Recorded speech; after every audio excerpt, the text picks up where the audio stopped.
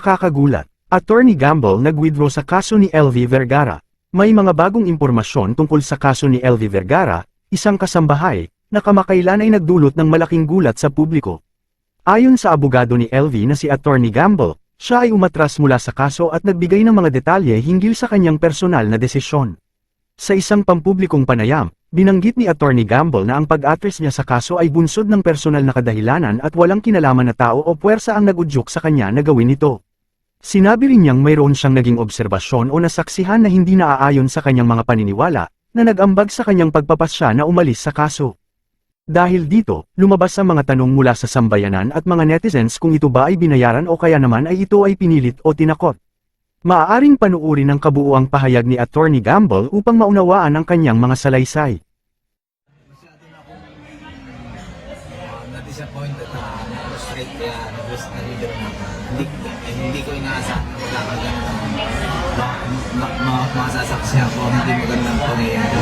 Attorney, maraming nagdududa na baka daw nabili ka na rin yung kalaban o kabilang side, nabigyan ka ng pera. Anong masasabi nito? Ay walang pwedeng bumili sa akin dahil hindi ako kayang bilhin.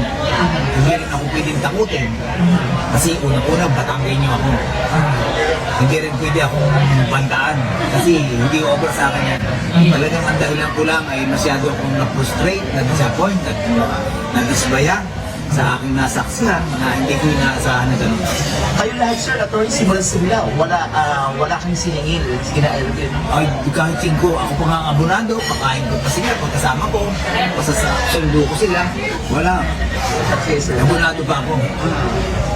So, ano yung pakidiscuss, sir? Ano yung dahilan? Kasi personal na yun sa akin, masyado akong stress. Ilang gabi ako hindi nakakatulog dahil sa nasaksihan ko. Dahil ang ganda-ganda ng usapan at higit din sa lahat, yung tiyuhi nila ay hindi nila bumitaw na para tulungan sila dahil hindi rin gusto yung ginawa nila. Paano ba kayo, sir, nakuha? Paano kayo naging abogado nila? Actually, ang tumawag talaga sa akin ay yung tiyuhi na si Tony Vergara. Dahil sinasabi niya sa akin na nung parasigaw daw si LV, nagpunta sa polis, pinagturo-turuan, dinala sa NBI, nagawa ng affidavit, so walang nangyari.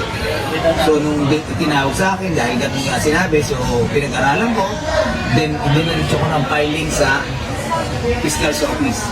Wala namang problema. Nung una, magkakasama yung mga kapatid, wala akong napansin hindi maganda. 2 linggo pagkatapos may file, ganun pa din, walang nangyari, walang masamang nangyari. Pero nung nagkaroon ng problema, yung pati yung tiyuwi, hindi na sinasagot ng kapatid ni LV. So, isang kapatid lang yung naging problema, sir? Oo, yung isa din, yun din. At saka, yun lang sinasabi ni Tony na yun ang problema. At sa tingin ko siya nga ang problema kasi yun din ang naging dahilan siguro kung bakit ako bumitaw na. Pero pinag-isipan nyo talaga, sir, ito, no? Matagal kong pinag-isipan, 3 gab pa mula nung masaksihan ko.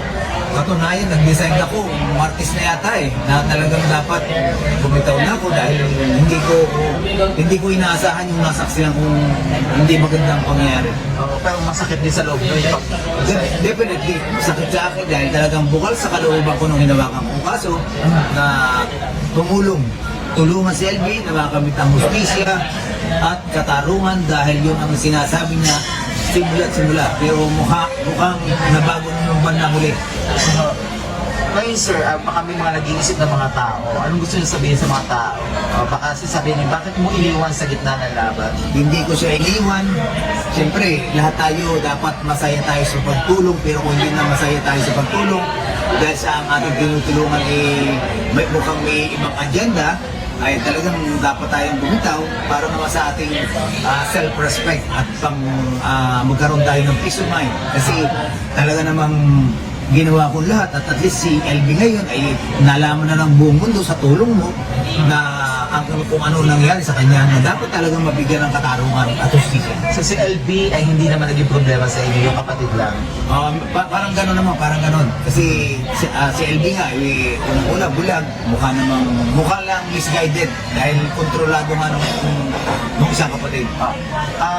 Sir, so paano yan sir? Sino ang hahawak na ng kaso ngayon? At least natuto naman si Atty. Olive at saka marami naman tutulong dyan kasi suportado naman siya ng mga senador at ako naman ginawa ko na yung dapat kong gawin. Hindi ko nga lang inaasahan yung nangyaring nasaksihan ko na hindi ko matanggap na kung bakit ganon. Anong gusto niyo sabihin niya yung kay LB sir?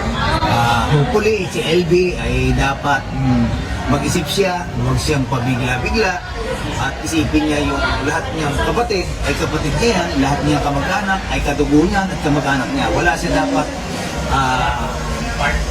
kakampihan at mukhang huwag siyang magpadikta. Kayo pa rin ay tutulong pa rin din naman kayo, no? Basta yung magagawa ko pero hindi na ako kagaya ng dati. Hanggang niyo pa rin ay talaga Talagang hangad ko na mabigyan ng justisya at makulong ang dapat makulong sa ginawa nila kay LB na binulag lahat. Kawawa naman talaga.